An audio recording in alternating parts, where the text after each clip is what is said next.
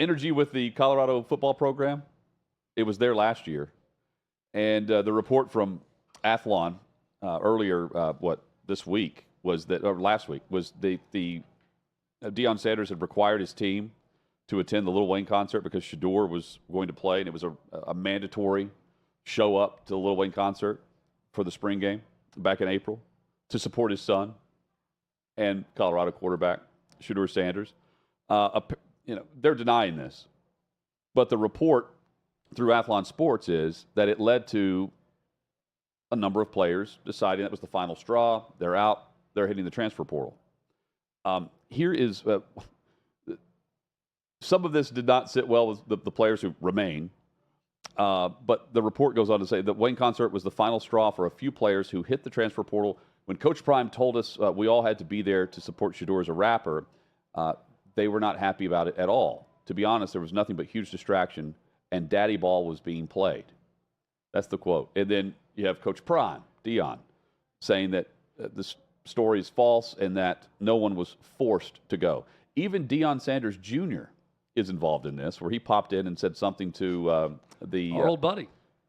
Yes, said something to the strength and conditioning coach about how many players missed the mandatory concert. To which it was like, I don't know what you're talking about, Chad. I don't know how this stuff starts, but the fact that it's believable is wild. That Lil Wayne playing after a spring game, and you've got Shador, who's opening up for Lil Wayne, and it's mandatory that all players go and support the son of Deion Sanders, who is also the quarterback, who may or may not know your name on the roster. It's totally believable, even though they're denying it. And that was the final straw. It wasn't the fact that, well, I'm not getting coached, as one player said in the portal. It was, well, I don't want to go to this Lil Wayne concert. Wouldn't you want to go anyway? That was my thinking there. It was like mandatory to go to a Lil Wayne concert. Chad and I have been to 2 of them. Yeah, we have. Wow, we've been to 2. Yeah. You see what I'm saying? One of course you would want to go. Slightly before the other one. One was 1:30 a.m. One started about 2:30. Deion wrote, "This is one of the best lies I've heard. God bless you, and I pray you sleep well tonight because we are." Lord Jesus is what he put on there, on his account, his X account. The fact it's totally believable, as you said, Yeah, it's just a simple fact. Is a problem. It's plausible. That I'm trying to think of something you could compare it to, where you have the head coach of a school that his son is the quarterback, that makes it mandatory to go to an event that supports the son quarterback's music career. And there's some sort of penalty if you don't go as a team, and forcing them to do that. It is the epitome of daddy ball. This is like the, forcing someone to go to your kid's birthday. If you're the coach of that team. Or a team to draft your son. Yeah, you better be really nice to my kid and do this. You better bring the right present, or you're not going to get playing time, or I'm going to send you into the transfer portal like I did all these other players before. It's not odd. That's the problem. This is normal behavior at Colorado with Coach Sanders. I'm not calling him Coach Prime anymore. You got to win more, and you got to do more. I know that he's got a lot of eyeballs on him, but a lot of those eyeballs are there because the dude is so unorthodox in things he says and things he does. It's not translated into success yet on the field. I want to see it translate into success on the field before I really buy into Coach Prime and this whole program and what they've done. We had Tom Luganbill on, and he was pointing to the fact that he doesn't think this roster is a lot better in year 2 because of everyone who left.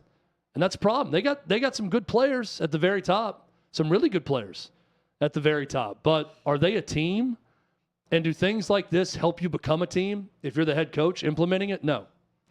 So he's Coach Sanders for me, not Coach Prime anymore. Well, I don't mind Deion as a coach. I'm not seeing this from the result standpoint. Trust me, the losing 6 straight and the way that I'm looking at it just from his approach to the roster and his expectations, more or less. Chad, the way he comes across to me is different than what I expected. Not just in press conferences, but in how he's direct with the players.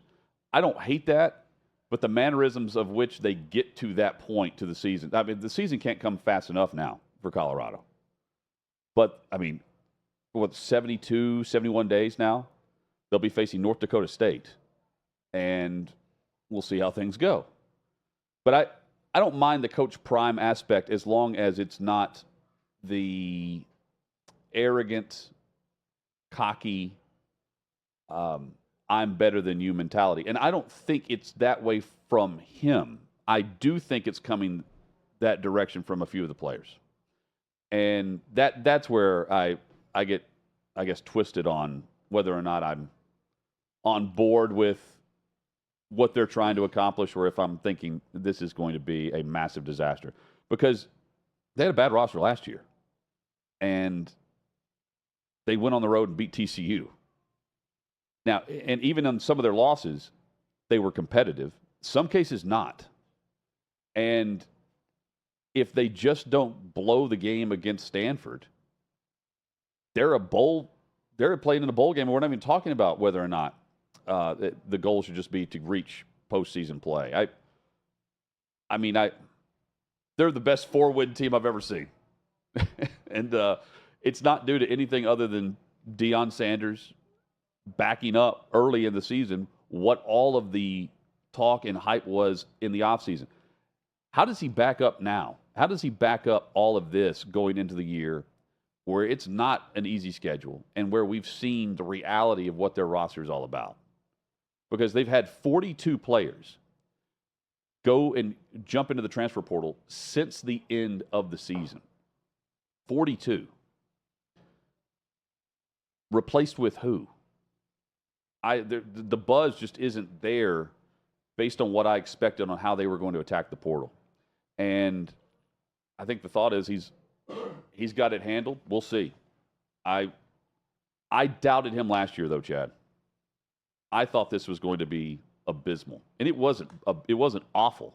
It was a good start. It wasn't awful. It wasn't good by the end of the year, but it wasn't a train wreck.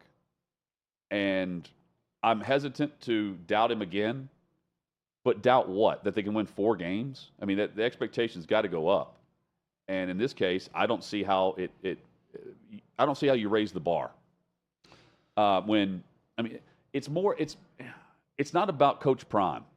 To me, it's about to me, it says everything. Shedeur Sanders mentioning that in that one post, didn't even really know that guy, didn't even know who that guy was, who transferred, who got out. Oh yeah, you're the quarterback of the teammates. Team. Yeah, he's in the locker room with you, man. Like he's on the roster, and you don't know that. That to me is the biggest truth about how they view where they are, and potentially what they're going to end up doing. The guy could be a Heisman candidate on a losing team, and I'm curious to see how his teammates react to that when all the hype is about Shedeur. There is definitely they were 1-8 in conference last year, finished dead last in the Pac-12. They got off to a good start. They beat TCU, they beat Nebraska, they survived Colorado State in a shootout. That's right, great game. They were 3-0 and then they finished 4-8. So they finished about as we expected. I would say overall record, worse in the Pac-12 than I expected, better in non-conference than I expected with that win over TCU. The thing about Deion is he's such a legendary athlete that he's going to have credibility with everyone he talks to around football, right? Because of his playing career, not because of his coaching career. I don't think those in major, FBS level college football care a lot about what he accomplished at Jackson State, quite frankly. I don't think top recruits that he's talking to care about his resume at Jackson State as much or what he's done as a coach. They listen to Deion Sanders, the player. And you can get away with a lot of swagger, a lot of confidence, a lot of pizzazz as Deion Sanders, Coach Prime, the player. I don't think he has a lot to sell right now as a coach and what he's accomplished as a coach. So when you are going with it's my way or the highway. Hey, look at me. Look what I've done. There are players who are savvy enough now to say, well, what have you done as a coach? Because that's what I'm more curious about. If you were a top player, there are a lot that are going to get caught up in the hype, and they're going to want to go play for Deion Sanders. And I fully understand that because he is a major celebrity. Now, his kids, and we ran across this with Deion Sanders Jr., there's a lot of born on third base thinking they hit a triple mentality with the kids in that family. And they behave the same way Deion does without the Hall of Fame career. And that is going to get you in trouble with teammates. That's going to be one that's going to rub teammates the wrong way. We saw it with Shedeur, with the way he treated the former teammate. I think we saw it with his oldest son, Deion Jr. I don't hear as much with Shiloh in this, but that is a locker room issue. If your star players also happen to be the coach's kid, that also happen to act just like the coach and not like one of the other guys or one of the players, and they talk and carry themselves in a manner like the coach, who's loud, boisterous, bragging all the time, that can be an issue for a team. And I think it's an issue with this team. Well, we'll see. Because the talk is there. Shedeur did back up what I wasn't sure about in the hype with Deion last year. Is he going to be the Power 5 type quarterback? He is. I mean, this is not Bronny James. Let me just say that. This is legitimately a first-round type talent. And with that in mind, how far can they raise, his overall brand and stock? And the one thing that Deion sells in this era, Chad, is just the NIL approach.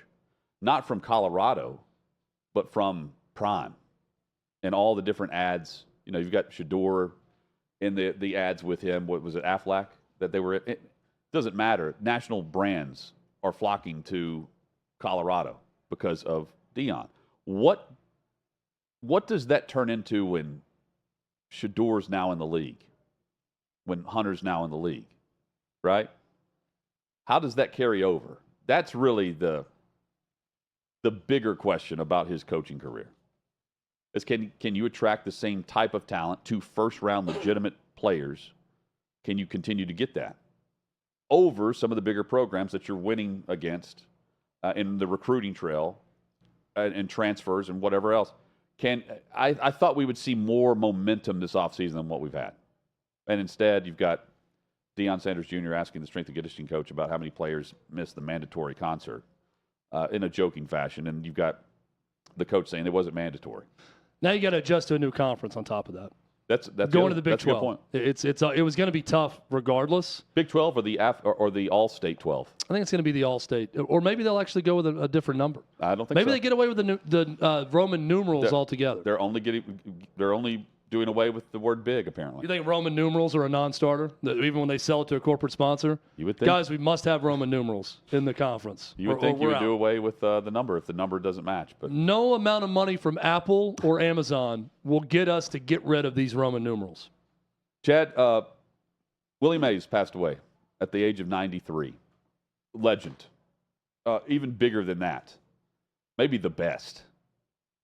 And there are highlights, there are photos, but he's more than just the moment.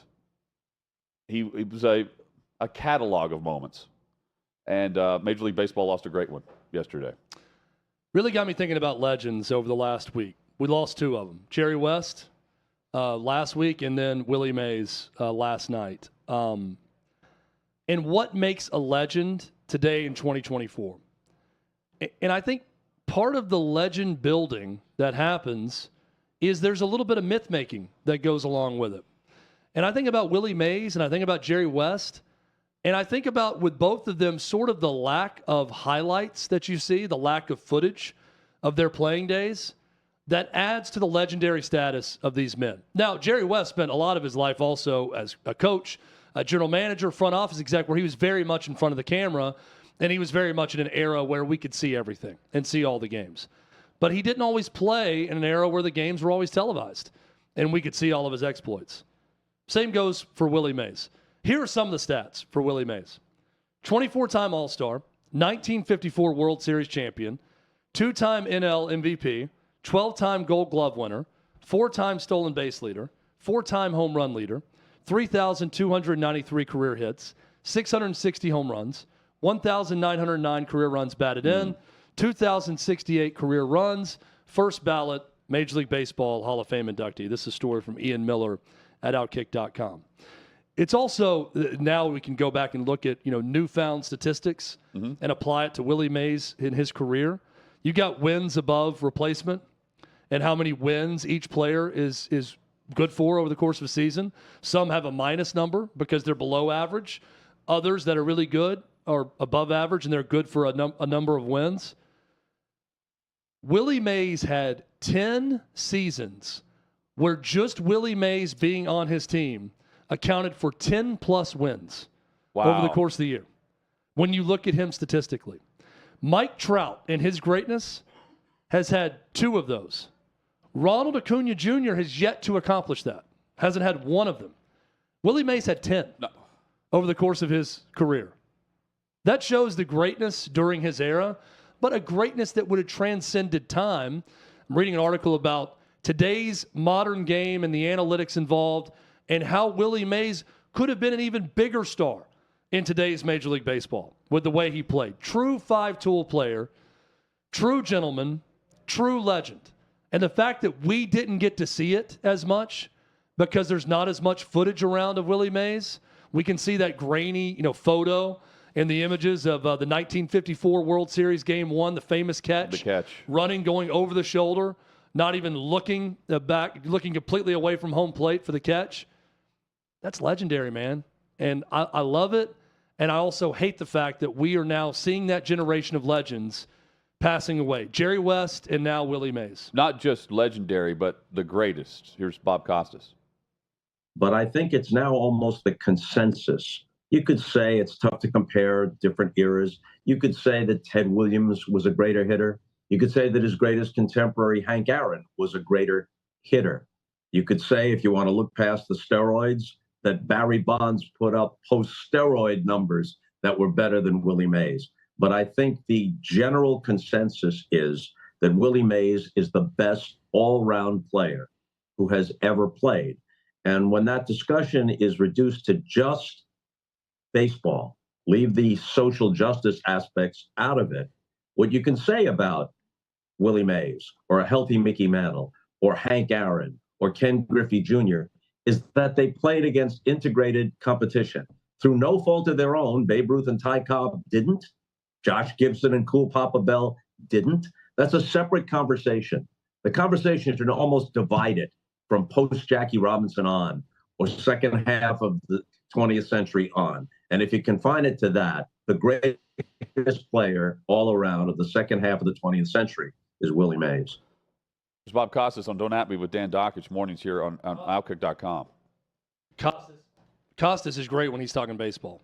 Every time I hear him talk about the game, that's his favorite. He is incredible and made a lot of good points there. And I agree with him, by the way, about pre-integration, post-integration.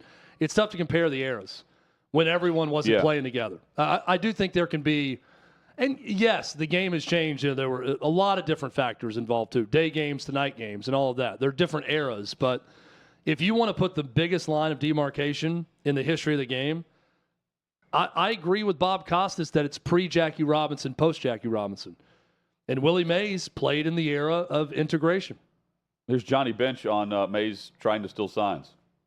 Willie was just absolutely the best. I mean, he came up to home plate batting, and he had that swagger. He'd swing that bat back and forth. His head would go back. Well, he had this thing. He wanted to steal signs. So, and his first base coach was Peanut Lowry. And Peanuts would look around out of the coaching box. He'd look around, try to see the catcher, the catcher's giving him signs. And if he could call a curveball or a fastball, supposedly if Willie hit a home run, Peanuts got a new suit.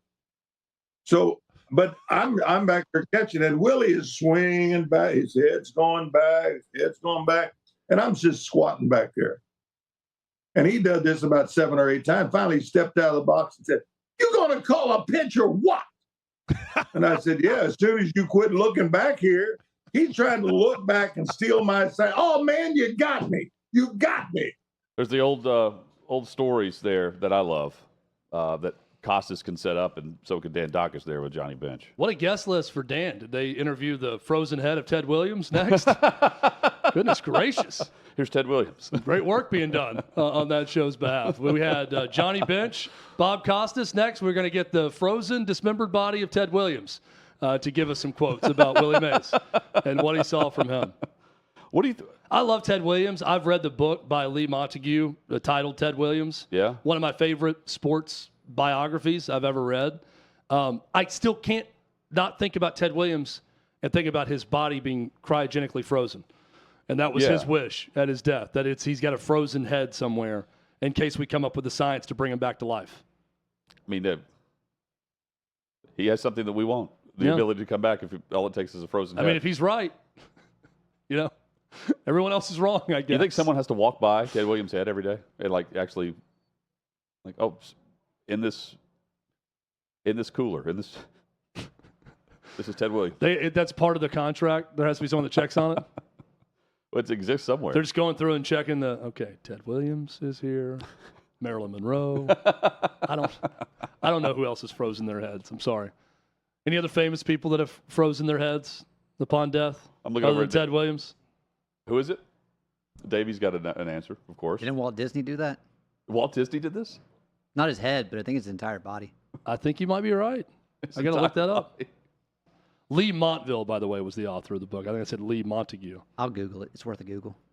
Do you guys view it as the most arrogant to be like, you know what? Freeze me. The world needs me to come back. Ted Williams definitely did not lack for confidence. It was certainly a very troubled, the world's gonna both troubled and arrogant guy, and a very complicated man over the course of his life. Yeah, I think it takes sort of a magnanimous, first off, I think you got to be a little bit nuts to want to be president of the United States. Sure. Right? Yeah. Like, there's got to be a little bit of something wrong with you, and you are a little bit just separated from most normal human beings to even believe that you are capable and will be great at the job. So I think that takes a special type of almost personality disorder to want to do that and believe you should be the one to do it. There's an alpha and a confidence quality, but the freeze me because I need to come back to this. To me, there's a different level. There's confidence, and then there's cockiness, and then there's freeze me. I think, though, if we had a Venn diagram of different personality disorders that leads to you becoming president or freezing your head upon death, there's probably a big crossover. Bit of a God complex, right? Like, I am this important that my head needs to be frozen because I will be the one to cure society if and when the science catches up with this frozen head and you can revive me. You're going to put him on a robot body like in Westworld? Just ends up at a fair. Like Westworld, the whole conceit was that you could get your consciousness into a computer system and live forever. So they could just implant your consciousness into the body of a robot. And you could have any body you wanted, anything else, but it's still you. It's your memories. It's who you are. Don't you end up on tour with the bearded woman, As the robot? No, just as the head. Come, ask Walt Disney a question. Come in and see the bearded woman. Sir, what were you thinking upon the opening of Disneyland in Anaheim? Why did you pick out that land? And he immediately comes up with an answer. What do you make of the Disney products now? What they've done? I mean, I'm looking at this photo on Wikipedia of Walt Disney. Yeah. And I mean, it looks like with his hair that his head's already frozen. Apparently, that's a staggering amount of it's just a rumor that's taken off, and it's not actually true. But Ted Williams, Davey remembers false rumors better than anyone. John Henry Williams, Ted Williams' kid, was also cryogenically frozen, and then he's not dead yet. But Peter Thiel, one of the guys who helped find Facebook, he's set to be frozen. Yeah, whenever he does die.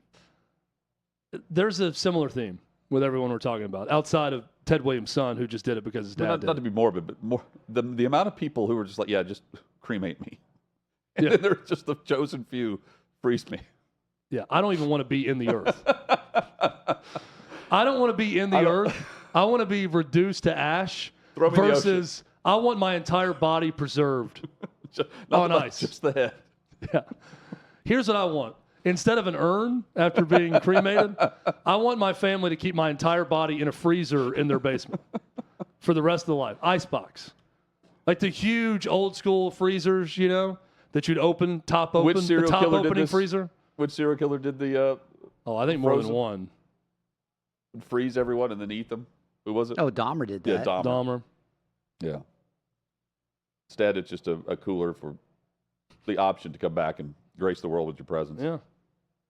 Chad, well, just getting news that Dockich will be interviewing that frozen head tomorrow on the show. He'll have him on tomorrow. Plenty to say. Yep, we'll have clips for you on the show. It's going to be great. Andre, Might be the entire show. Andre Dawson's going to be awesome. I would if we got Ted Williams' frozen head on record about Willie Mays, I would make that a loop of our entire show for Thursday. That I promise. It's a stand-in for us. Yeah. Chad, it's all going to be AI soon enough anyway. Yeah, that's fair. I guarantee you AI knows what the frozen head would say. Have we figured out what Tom Brady is using, how he's using AI to get prepared as an analyst? I have asked this to two different play-by-play. Tim Brando had an answer, but he doesn't really know either. I mean, it's got to be more analytical. It has to, but I asked one prominent play-by-play guy, and he was like, for the life of me, I can't figure out what he can get out of this that you wouldn't get out of just putting a headset on, hitting Zoom, and then having the simulcast of you and your play-by-play announcer calling a game, just a random game without the sound on. Like, it'd be the same thing. And he's doing... Chad, I think he's just invested in this company, whatever he's promoting.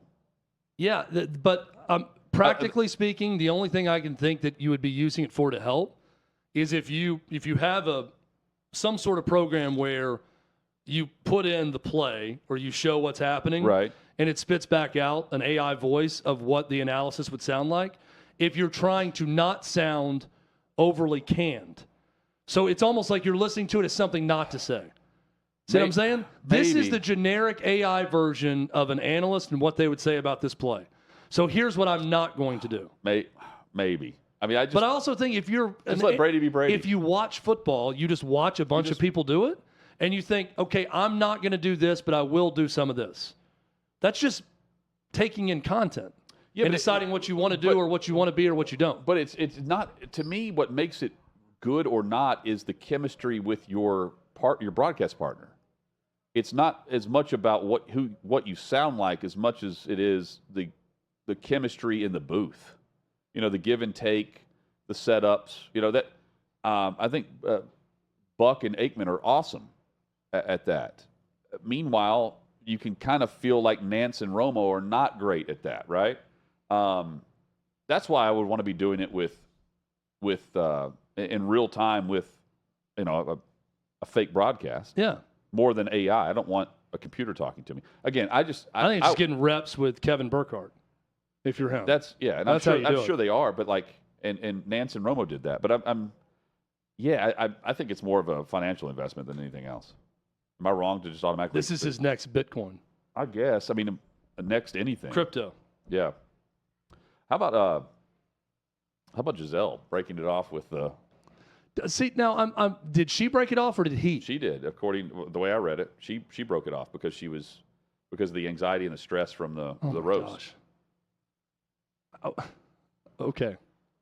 I don't understand Gisselle at times. This is one where I'm not quite connecting on. I don't. What if the guy was giving her too much crap about the roast?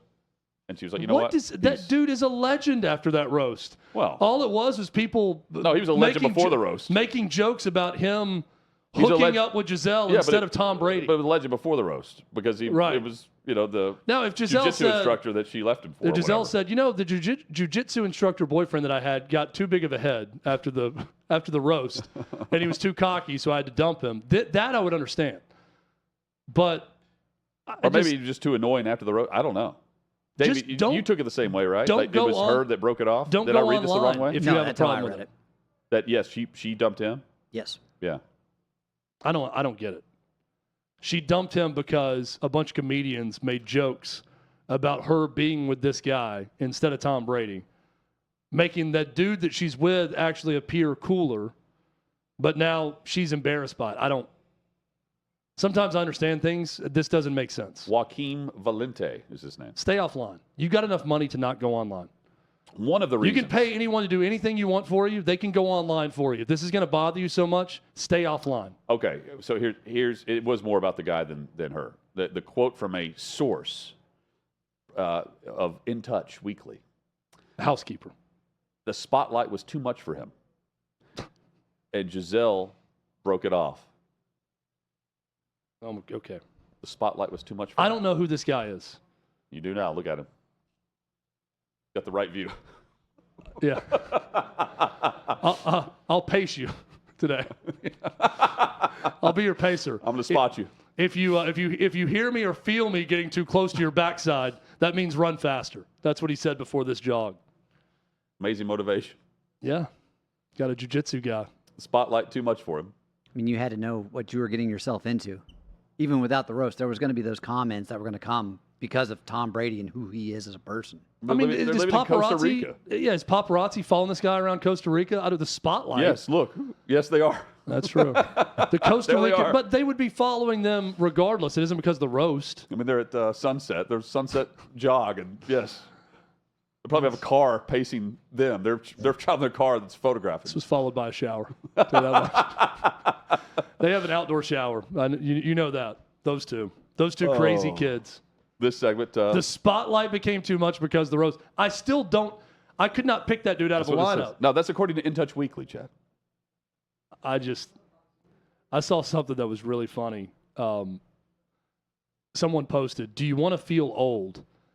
Know that the guy who arrested Justin Timberlake for DWI, the arresting officer, was too young to know who Justin Timberlake was." This is going to ruin the tour. Wow.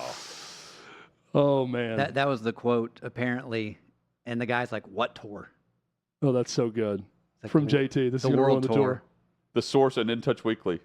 He's just a regular guy. He's not used to all the attention he's getting. Here's a good question. Not JT, the boyfriend. No, yeah. Which is a bigger mix-up as far as not knowing who you're arresting? The guy who arrested Scotty Scheffler or the guy who arrested Justin Timberlake? The guy arrested Scotty Scheffler at the course where the PGA Championship was happening. This would be like arresting Justin Timberlake at Staples Center before his second night of a concert. Yeah. And someone not knowing who he is. Why are you trying to get in the back entrance of this arena? Sir, I'm performing. I'm the headliner tonight. That's how bad it would be. Show Justin Timberlake. Let's look at this guy.